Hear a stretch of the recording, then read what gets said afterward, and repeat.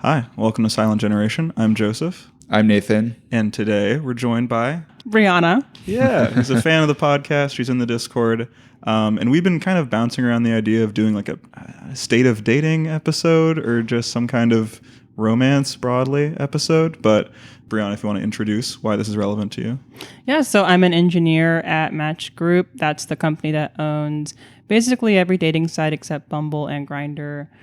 Been there for a little over 2 years, was an intern there actually starting out. Wow. And I read a lot about dating on a weekly basis. Pretty relevant. Mm-hmm. Yeah. A true expert. And the one that you work for is Match. Yeah, it's Match.com. So basically the oldest still existing dating site. Mm-hmm.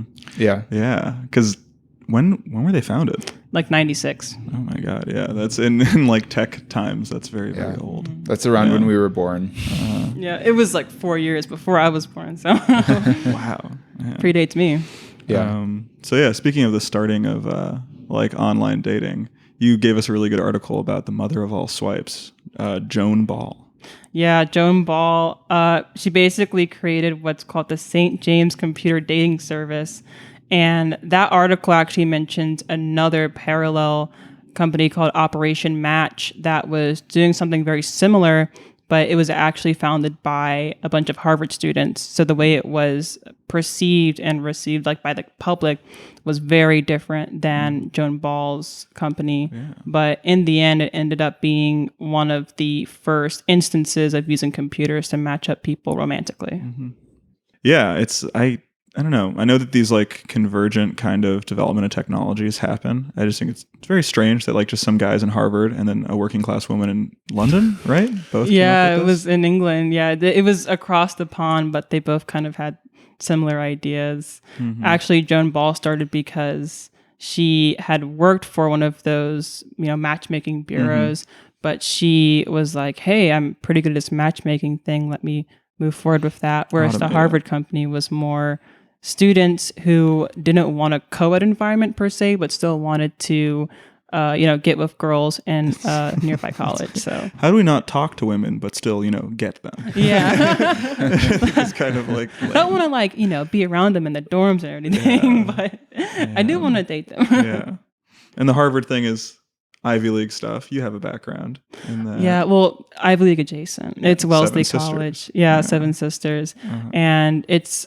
almost a sister's school to Harvard. Radcliffe, I think, was the original sister's school to Harvard, but it's pretty close by. It's infamous for Hillary Clinton as its most famous. Yeah, most famous. To some people, that's still just famous. But yeah, I'd say we're recording this, less than a week after Trump winning. So I feel like she's found a way to be blamed for that. Yeah. And I wanted to ask you for our listeners. So actually, it's now in the top 10 for most listened to episodes, Ivy Style. Hey. We talked about Seven Sisters Style and how that's the female equivalent of Ivy Style. Mm-hmm. And to remind listeners, it came out of schools like yours. And I wanted to ask you, how do you dress? What's your fashion sense? Would you say you dress in a Seven Sisters way?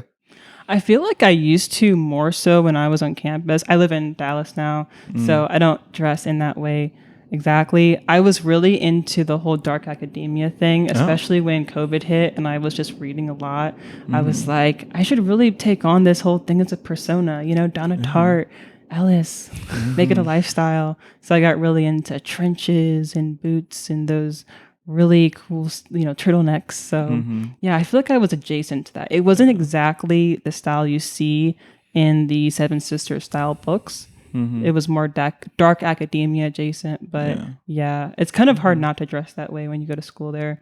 Inevitably, you need a bunch of coats and sweaters and boots and stuff. But I don't know. I feel like it's not the easiest way to dress, though. I mean, yeah, you could just get Canada Goose and call it a day. You could just do that and then sweatshirts underneath and all that stuff. Yeah. So no, I don't know. I never got into the whole dark academia thing, but it's like it's such a harmless, good trend because I think it just means people that own more tailoring items broadly. And more, like, stylistically, it's harmless. You can just work it into other stuff. Like I don't know. I think it was a really good.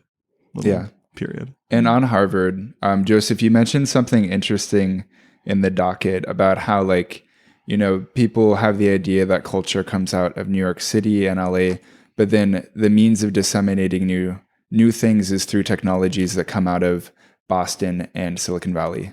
Yeah, I don't know. Yeah, because culture springs forth from these two areas.